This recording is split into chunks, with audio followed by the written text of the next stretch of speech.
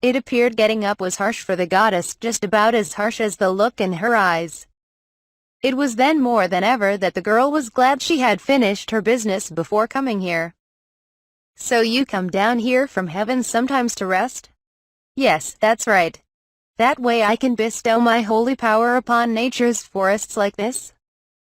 I made up some random BS to answer the little girl's question and prayed from the bottom of my heart they would just leave me alone already. I'd pulled out the bed I took from the Baron's place to sleep on and was wearing a white dress as a replacement for actual pajamas. After sprinkling some of my beast repellent potion everywhere, I was in the middle of getting myself some nice shut-eye, but it looked like I'd overslept a bit. Though I couldn't see it that well because of all the trees blocking it, it seemed like the sun was already pretty high up in the sky. So why would the goddess Celestine be? Oh, I'm not Celes. What? Oops. Since they thought I was a goddess, everyone seemed to be in a panic when I said I wasn't Celes, who was supposed to be the one and only true goddess of this world. Well, guess I better think of something. Actually, I'm a friend of Celes. I came here from another world. She told me I could stay here and enjoy myself in her world. Well, I wasn't lying. Oh, a goddess from another world.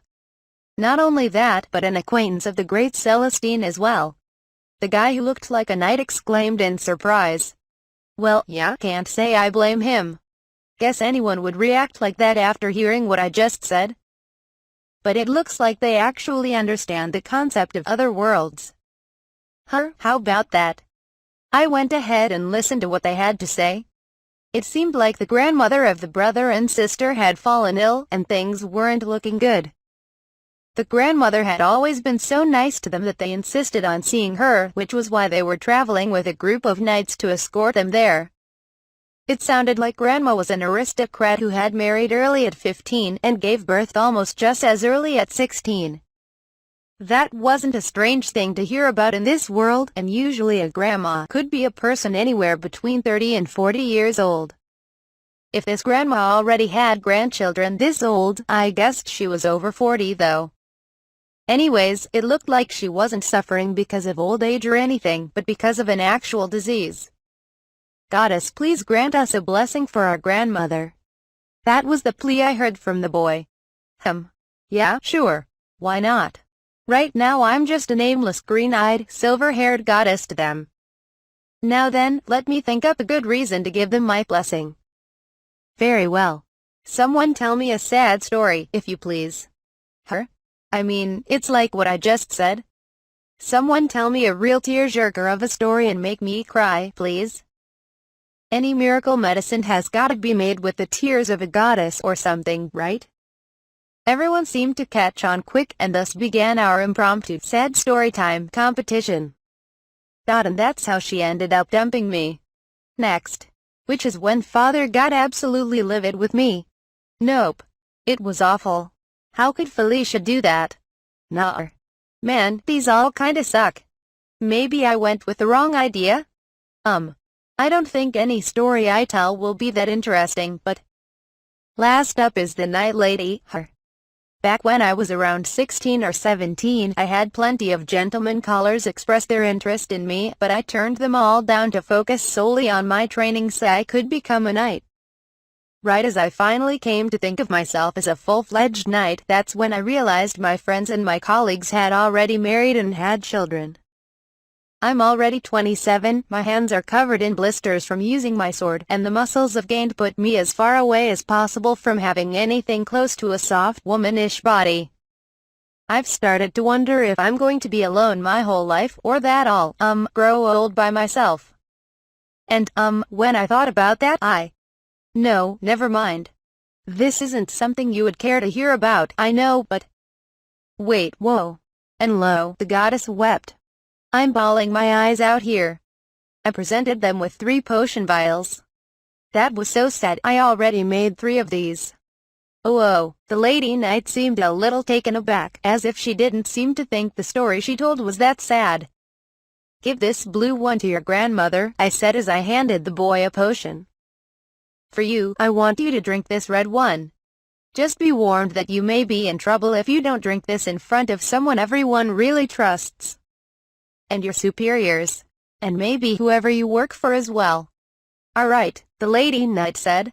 You can give this last yellow one to whomever you want, so just have whatever sick or injured person you want to heal drink this. I handed the last potion to the lady knight as well.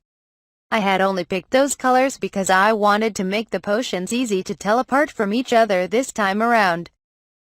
They didn't have the same effects as the healing potions I made the last time I'd chosen this particular color palette. Then you should all be off. I'll be taking my leave from this world soon, and the surge of divine energy from when my bed disappears can have harmful effects on humans. Hurry along now. I said as much to urge them to get going, and the four of them thanked me profusely before they took their leave. I made sure to threaten them with that and the whole divine energy mumbo-jumbo, so I doubted they'd come back to try and take a peek at what I was doing. But, just to be safe, I used the gaps between the trees to watch the carriage and the escort of mounted knights be on their merry way before I did anything else. When they were gone, that was when I got to changing my clothes and packing my bed away before getting the heck out of there. That ate up some of my time, but it was actually kinda fun, so I'd say everything worked out fine. I only had a little farther to go until I reached Brancot's capital. I may have been a little rash conjuring up those potions, but I doubted anyone would come searching me out if they all thought I was a goddess who just happened to have descended to this world. It wouldn't be strange for those potions to have miraculous effects on them either. Everything that happened was the work of a goddess, after all. That said, I may have gone a little overboard with the red potion. I didn't know if it'd have the exact effects I was thinking of, but I bet that lady knight would be pretty happy as long as it did even a portion of what I tried to make it do. I mean, that story was just too sad. She really made me a blubbering mess back there. I had to make sure I didn't end up like that myself. Let's call the gift I gave her a sort of tuition fee for that valuable life lesson she ended up giving me. A few months after Kaoru had escaped from Baron Rennie, the nameless girl from the Baron's mansion, well, it wasn't like she really didn't have a name of course, but the girl Kaoru had taken the maid outfit from was a girl of little fortune. Kaoru had thought her to be around 15 or 16 years old, but that was only because of how Kaoru had the bad habit of thinking foreigners looked older than they really were. In reality, this girl was only 12 years old. And right now, that girl was in a panic, more panic than she'd ever been before. After all, the girl had just taken on an enormous debt since the Baron was charging her for the maid outfit that girl who knocked her out ran off with. While the Baron was no saint, it wasn't like he was the very embodiment of all the world's evil or anything. He was just your normal, money-grubbing, sleazeball who loved looking down on commoners. Just your average, everyday aristocrat. Her maid outfit had been loaned to her by the Baron's household. Since it was her responsibility that it was stolen, she had to reimburse them for the missing clothes. It wasn't an unreasonable request by any means, in fact. You could even say she was lucky she got off with only being yelled at for letting the girl escape and not having them demand her compensate them for everything that was taken from that room. It seemed even the Baron wasn't that much of a horrible excuse for a human being. However, the outfits used for maids working in noble households were expensive. Like almost costs a small fortune expensive. That's why they were provided free of charge instead of being paid out of pocket by the maids. Now, she had to work to send money back home, so she could only repay small amounts at a time for the clothes. As of now, she'd barely even begun making a dent in paying off that debt. At this rate, who knew how long it would take to pay the whole thing off? Just thinking about it was enough to sap away what hope she had left. The girl was looking gloom and doom as usual today, and while her fellow maids felt sorry for her, their hands were tied. Just like the girl, everyone else was also sending what money they earned back home to their families, and they didn't have the luxury of sparing any for her. It was then the head maid called out to the girl, "A package arrived addressed to you, so come pick it up later." After her work was finished, the girl collected her package and had gone back to her room. It wasn't actually her own room, however. It was a room made up for 4 people, with 2 bunk beds. The other 3 maids just hadn't come back yet. The name on the package said it was sent by a Kaoru, but she had no clue who that could be. It was definitely addressed to her though, and it wasn't like she could return it now. There was no address for the sender, and it wasn't like she had the money to send it back either. Reluctantly, she opened the package. Inside was the maid uniform that had been taken from her. Not only that, but there was another smaller, carefully packaged box tucked away inside the bigger one. When she opened that as well, she found a small bottle filled with some sort of strange liquid and a letter that came with it. "I'm sorry for before. I'm returning the clothes I ended up borrowing from you. Make sure to drink everything inside the bottle as soon as you read this so it isn't stolen from you, and I recommend you don't speak of it to anyone. Kaoru." The girl was utterly bewildered. She was angry toward the girl who stole her outfit, then she was overjoyed having it back so she wouldn't be in debt anymore. And then she was tremendously doubtful about this suspicious liquid. With all these thoughts whirling around inside the girl's head, she just stopped thinking and downed the contents of the bottle all at once. MMMPH. That dot was pretty good. I heard you got your outfit back. Thank goodness, right? Yeah, the person who took it sent it back here. I'm saved. The other maids were celebrating the fact that a smile had finally returned to the girl's face. "So I can tell you're feeling a lot now, but aren't you kind of, I dunno, too happy?" "Her? You think so?" The girl tried feigning ignorance, but there was obviously something up with her. Her hair was glossy and smooth, her cheeks soft as silk, and her hands showed no signs of the wear and tear from work whatsoever. She was actually constipated until yesterday due to all the stress, so there was no way she would be acting like this now. "Did something happen?" "Nope, nothing at all. I've never felt better now that I'm debt-free, and I even got back the money I already paid too. I bet all that happiness I'm feeling is just showing up on the outside now. Seems a bit fishy if you ask me. Hehehe." Not long after, rumors of an angel spread among not only the maids in the mansion, but to the neighboring countries as well. But there wasn't a single person who connected those rumors with the commoner girl who'd been held at the mansion for all of one day. Well, except for maybe one person. And right before she went to bed that day, the young girl offered another prayer of gratitude just like she always did. "Thank you again for everything, Kaoru, the angel sent by the goddess Celestine herself." Chapter 4. The Royal Capital. Grua, the royal capital of the Kingdom of Balmor. A family of nobles were kneeling in the throne room of the royal palace. "Raise your heads." The nobles lifted themselves up at the young king's words, a man who appeared to be in his mid-20s. Gerald van Adon was the current head of the Adon household, which was the family of aristocrats who had an audience with the king today. Behind him were his eldest son and daughter of the family, both of whom were still children, Hector, and his little sister, Eunice. Also with them were the captain of the knights who guarded them, Robert, and the female knight, Francette. Also present in the throne room were the king's ministers, other members of the upper echelons of nobility, and a great number of those with a higher social status. So, Earl Adon, would these be the people who claimed to have met the goddess? The king looked especially amused as he asked his question. Earl Adon, in turn, respectively gave his answer. "That is correct, Your Highness. It happened when my wife's mother was suffering from illness and my children were on their way to visit her. Robert was the captain in charge of the knights accompanying them, and he insisted he share the details. If I remember correctly, your wife was raised in Brancott, was she not?" "Very well, I shall allow him to answer directly. Robert, speak your piece." After receiving permission from the king, Robert explained what he'd experienced during his time as captain of the escort. Seems like quite the tall tale, if you ask me." The king let out a wry chuckle, and snickers could be heard coming from the other nobility in attendance, causing Robert's face to turn red. "And what happened after that?"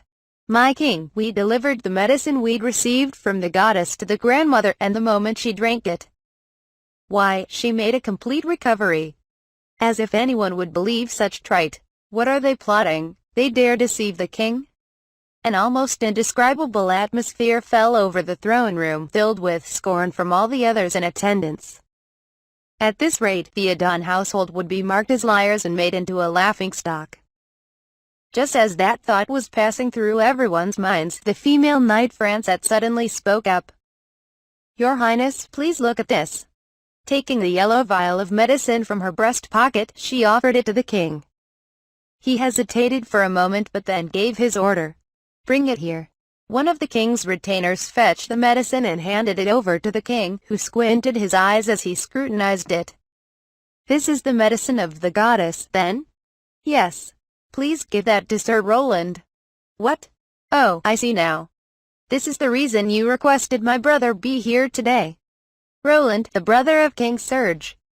A genius of military prowess with an aptitude for politics, he'd earned the trust of all those who served under him.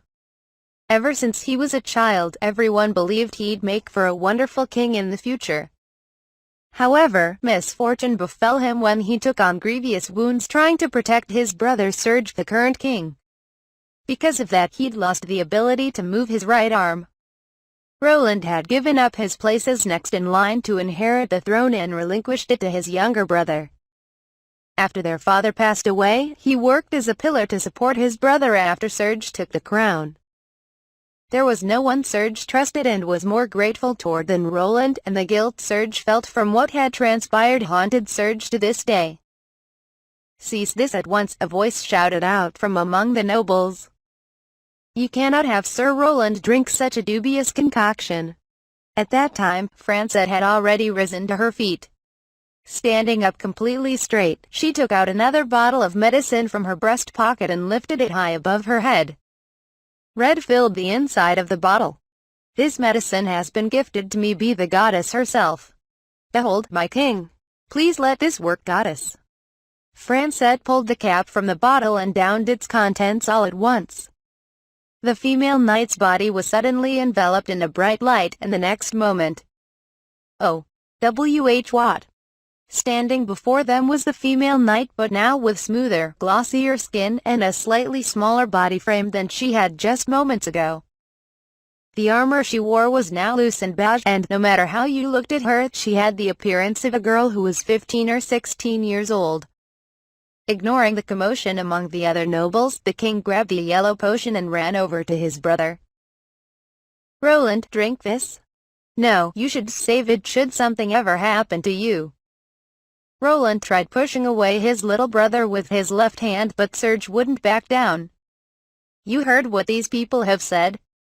The goddess told this knight to give this to whoever she saw fit." Serge was on the verge of tears as he continued. "She chose you. This medicine is for you, Roland." Looking at his little brother's face, Roland knew Serge wouldn't give up. He gave in to Serge's pleas and took the bottle. Taking off the cap in silence, he slowly drank what was inside. For a moment, nothing seemed to be happening. His body didn't start glowing, and he didn't suddenly become younger. However, I can move it. Roland. My right arm. It's moving." Serge was overcome with emotion at seeing Roland being able to move his arm freely again, embracing him as tears streamed down. Roland returned his little brother's embrace, the tears flowing just as freely from his eyes. The nobles who'd been raising such a fuss fell silent, the sight of the two brothers holding each other bringing tears to their own eyes. "Roland, let's hurry and conduct your coronation. That way you can finally become king." No. What? King Serge was speechless after his brother so casually turned down the throne. "Being king is such a pain, and I'm not going to let you push all of that on me. I'll leave such annoyances up to you so I can enjoy a more carefree life." Roland, you." Francette was trembling from pure joy. A younger body. It was lean and fit, but not to the point where she was a solid chunk of muscle and boasted skin that was smooth as silk. She was 27 years old on record, but if the goddess made her 16, then she could say she was 16 now, loud and proud.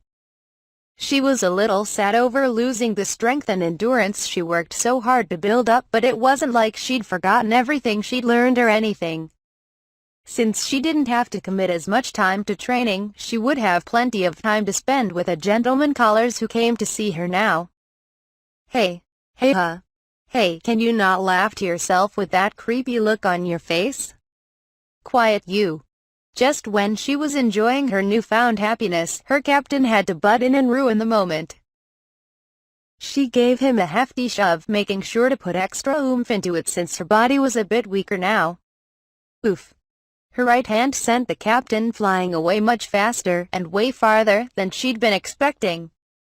He crashed and skid along the ground after being blasted off his feet. It doesn't actually seem like my speed or strength has dropped at all. Actually, did I get stronger? You said you were Francette the Knight, correct? Why yes, she jumped in surprise after Roland suddenly began speaking to her. I know for a fact we haven't met face to face before, so why me? What? Like I said, I'm asking why you chose to use that medicine on me. It's not like you're in service to the royal family or anything.